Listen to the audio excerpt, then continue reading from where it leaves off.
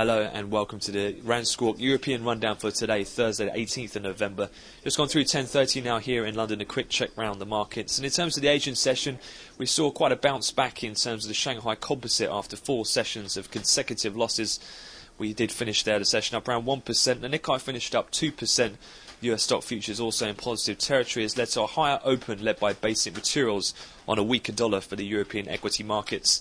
As such, that's pressured Bund futures lower, which have also taken on board just over 10 billion euros worth of supply from both the Spanish and French treasuries.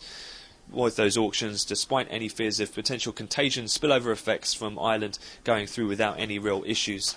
In terms of the Irish situation itself, things haven't really changed too much from yesterday. The EU, IMF and ECB officials have now arrived in Dublin for further talks with Brian Lenihan and the Irish Finance Ministry.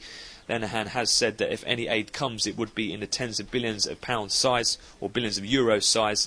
And in terms of the RTE, the Irish Newswire, they've said that a deal in terms of a bailout could be struck in the next 2 weeks. In terms of some of the economic data we've seen so far today, in terms of the public finance and retail sales numbers in the UK, pretty mixed overall and had a pretty muted reaction in terms of the pound and gilt futures. But looking forward in terms of the rest of the session, we do have the weekly jobless numbers as well as some key US data.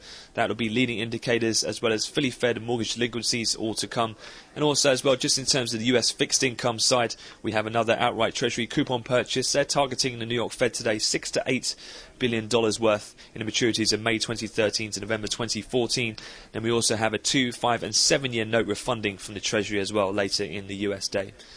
That concludes the European opening wrap-up, so we'll have another update to come at a European cash equity close. So for the time being, I wish you all a great trading day.